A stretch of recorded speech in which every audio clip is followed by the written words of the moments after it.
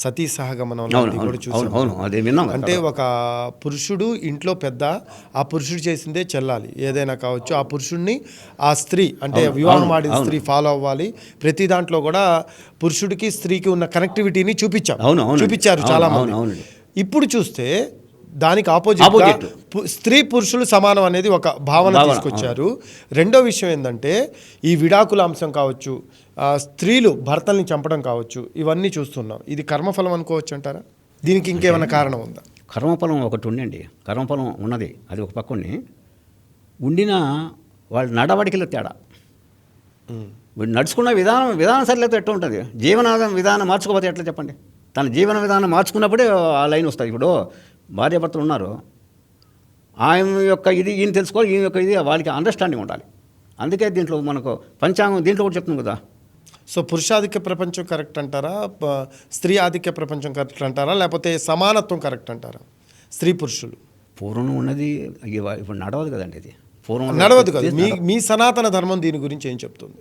మా సనాతన ధర్మం ఏం చెప్తున్నాం అంటే, అందరూ తల్లి తండ్రి చెప్పినట్టు విని మంచి జ్ఞానోదయం కలిగి మీరంతా అన్యోన్యంగా ఉన్నప్పుడే ఆ సనాతనకి ఇది ఉంటుంది. ఏదైనా సరే భక్తి ఉండాలండి. భక్తి లేకపోతే ఏం చేయలేము. అదే ఇక్కడ పాయింట్ ఏంటంటే, చెప్పండి పురుషుడు ఆధిక్యంలో సనాతన ధర్మంలో ఉంటారా, స్త్రీ ఆధిక్యంలో ఉంటుందా, లేకపోతే ఇద్దరు సమానంగా ఉంటారు? సనాతన ధర్మం ఈ సమానత్వం గురించి ఏం చెప్తుంది? ఇప్పుడు ఉండే జనరేషన్లో చూస్తే స్త్రీలే ఎక్కువ ఉన్నారు. ఇప్పటి జనరేషన్ గురించి కాదు, మన సనాతన ధర్మం దీని గురించి ఏం చెప్తుంది? అంటే స్త్రీలు ఆధిక్యంలో ఉండాలని చెప్తుందా, పురుషులు ఆధిక్యంలో ఉండాలని చెప్తుందా, ఇద్దరూ సమానంగా ఉండాలని చెప్తుంది? అంటే ఇద్దరు సమానంగా ఉండడం ఒకటండి. ముందంతా మీరు చెప్పినట్టుగా భర్త చనిపోతే స్త్రీ వెంటనే సతీ సహగమనం చేసేవాళ్ళు. ఇప్పుడు ఏం చేస్తున్నారు? ఎన్నో పెళ్ళిళ్ళు జరిగిపోతుంది. వాళ్ళు భర్త వెళ్ళిన తర్వాత పెళ్లి చేసుకుంటున్నారు. అది మనకు తెలిసి అంతకుముందు లేదు. మాకు బాగా ఊహ తెలిసి ఇప్పుడు మాకు 76 సంవత్సరాలు అవుతుంది కదా. ఇప్పుడు అంతా ఒక 50-40 సంవత్సరాలకి పైనే ఉంది. ఇలా ఏంటి, భర్త చనిపోతే పెళ్లి చేసుకోవడం, లేకపోతే ఇతరత్ర అనేక అలవాట్లు ఇదైపోతుంది కదా. సరే, ఎందుకు అవుతుంది ఇదన్నీ చెప్పండి? దేనికి ఎట్లా అవుతుంది? అంటే ఈ యుగం ప్రభావం అంటారా మీరు చెప్పటం? యుగ ప్రభావం అదే అంటే వాళ్ళు నడుస్తుంది కరెక్టే అనేది మీరు చెప్తున్నారు ఇక్కడ. అంటే యుగ ప్రభావం కరెక్టే, అది వాళ్ళు నడవటంలో కూడా తప్పు లేదు అలా అనేదా మీ వాదన? అవును. అంటే తప్పు లేదంటే వీళ్ళు తెలిసి తప్పు చేస్తున్నారు కదా, తెలియకుండా కదా, తెలుసు వాళ్ళకి. ఇప్పుడు మనం ఉన్నాం అనుకోండి, ఇది ఒక పని చేస్తే పురుగు పోతుంది, దాన్ని కొట్టడం తప్ప పాపం, పుణ్యమా పాపం మనకి తెలుస్తుంది కదా. అది తెలుసా తెలియదా వాళ్ళకి? తెలుసా తెలీదా? మన సనాతన ధర్మం ఈ సమానత్వం గురించి ఏం చెప్తుంది? అది నాకు పాయింట్ కావాలి.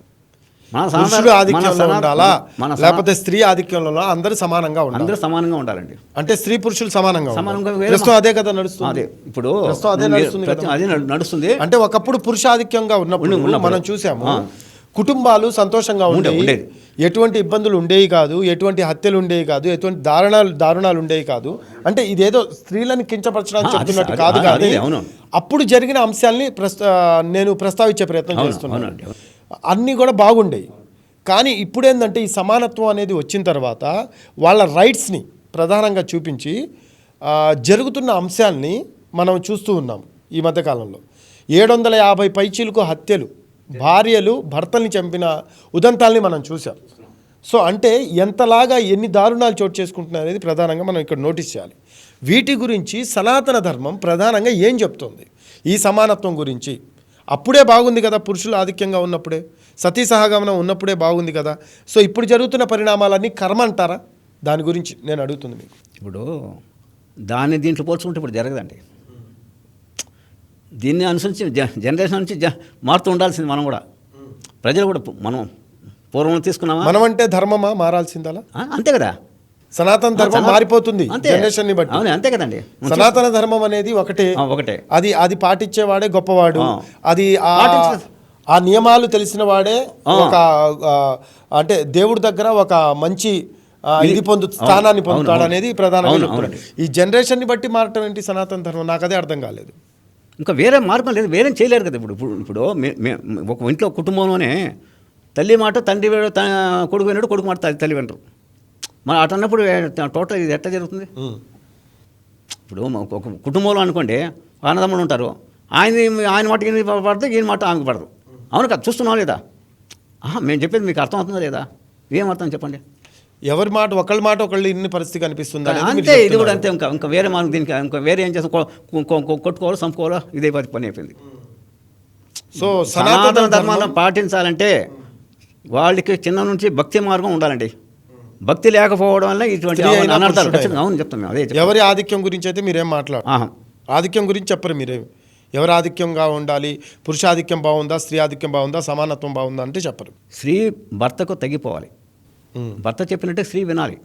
అదే మన సనాతన ధర్మం. అదే సనాతన ధర్మం అంటే అంతే కదండి. అదే రైట్. సో సీతారాములు చేసింది కూడా అదే కాబట్టి అంటే స్త్రీ పురుషుడి అభిరుచుల్ని తెలుసుకొని నడవాలి. సీతమ్మ వారు తలుచుకుంటే రావణాసురుడు ఎక్కడికో అప్పుడే పోయేవాడు. ఇంత కావాల్సిన వారధి కట్టాల్సిన పోవాల్సిన వల్ల ఆమె అనుకుంటే వాడు అప్పుడే ఆయన చూసి దృష్టిలోనే వాడు పోవాలి. అంటే భర్తకు ఇది ఇచ్చింది ఆమె, తోడ్పాటు అందించింది. ఆయన ఈమె పేరు వచ్చేస్తుంది కదా. ఈమె చంపిన అనుకోండి, ఎవరి పేరు వస్తుంది? సీత అని పేరు వస్తుంది కదా. రావణుడు కదా దీనికి అధికారం పూర్వకంగా ఉండేది. భర్త కోసం స్త్రీ యముడి వెంట పడి భర్త ప్రాణాలని దక్కించుకున్న సమాజాన్ని కూడా మనం చూసాం. అవును. సో మీరనేది ఏంటంటే భర్తకి తగినట్టు స్త్రీ నడుచుకున్న రోజే అది సనాతన ధర్మాన్ని పాటించినట్టు అవుతుందంట. అవునండి. అంటే సనాతన ధర్మం పురుషాధిక్యాన్ని చూపిస్తుంది మీరు చెప్పినట్టు. అవునండి. ఓకే. సో ఖచ్చితంగా సనాతన ధర్మం అనేది పాటించేవాళ్ళు పురుషుడి అభిరుచుల్ని కావచ్చు, పురుషుడి మనస్తత్వాన్ని కావచ్చు మసులుకోవాలి. అది తెలిసి అదే ఒకరి తెలుసుకోవాలి. అప్పుడు తెలుసుకున్నప్పుడు సనాతనం కూడా దానికి ఒక ఇది ఉంటుంది అనమాట.